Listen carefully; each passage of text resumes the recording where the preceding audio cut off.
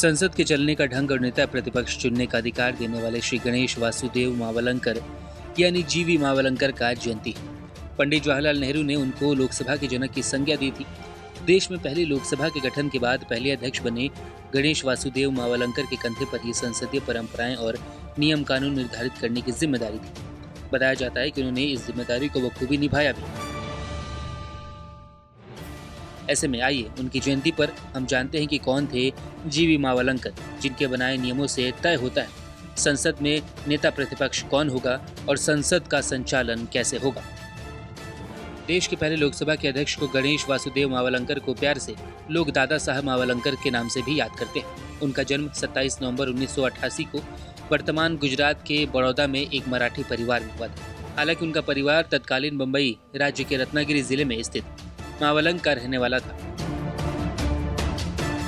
मुंबई जो कि अब मुंबई है, वहाँ पे उनकी अलग अलग स्थानों पर प्रारंभिक पढ़ाई हुई। इसके बाद से वो साल 1902 में उच्च शिक्षा के लिए अहमदाबाद चले गए। साल 1908 में अहमदाबाद के गुजरात कॉलेज से साइंस में ग्रेजुएशन की डिग्री हासिल की। फिर साल 1912 में लॉ की डिग्री प्रथम श्रेणी में हासिल की। वकालत की डिग्री लेते ही साल 1913 में दादा साहब मावलंकर ने वकालत शुरू की और कम समय में ही नामी वकील बन गए। वकालत के साथ साथ सामाजिक कार्यों में भी उनकी गहन रुचि थी। इसी के कारण वो सरदार वल्लभ भाई पटेल और महात्मा गांधी के संपर्क में आए और कम उम्र से ही गुजरात के कई प्रमुख सामाजिक संगठनों के साथ जुड़ गए थे।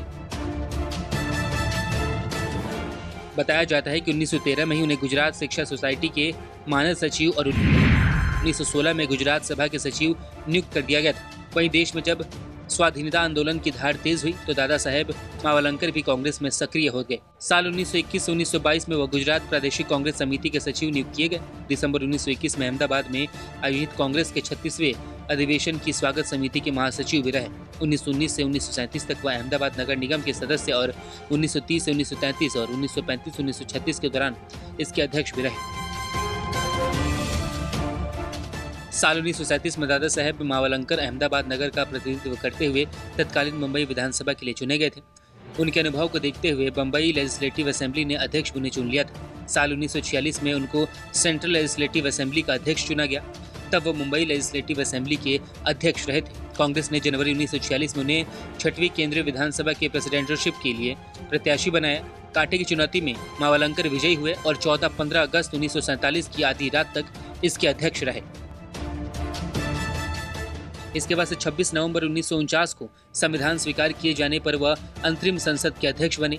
वह 1952 में प्रथम लोकसभा के गठन तक इस पद पर रहे। 15 मई 1952 को प्रधानमंत्री पंडित जवाहरलाल नेहरू ने स्वतंत्र भारत की पहली लोकसभा के अध्यक्षता पद के लिए मावलंकर के नाम का प्रस्ताव दिया था, जिसे सदन ने 55 के मुकाबले 394 मतों से पारित कर दिया था। इसके बाद से 4 वर्षों तक उन्होंने लोकसभा की अध्यक्षता की। इसी दौर में लोकसभा के प्रश्नकाल और राष्ट्रपति के अभिभाषण पर चर्चा और धन्यवाद प्रस्ताव की शुरुआत की गई।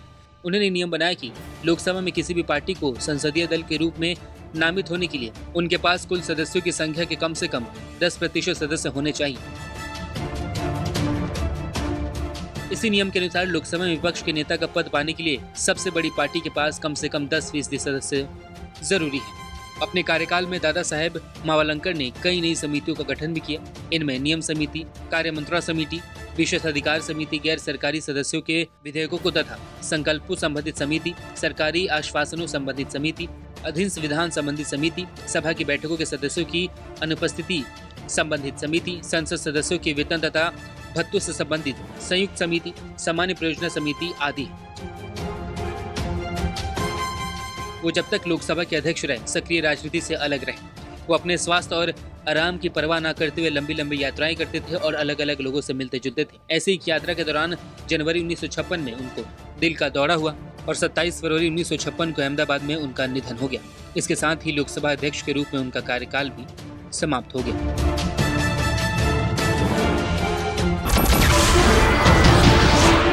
नमस्कार, मैं हूं मानक गुप्ता।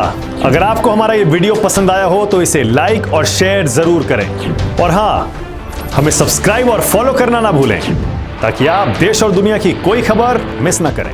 तो जुड़े रहिए हमारे साथ और देखते रहिए न्यूज़ 24।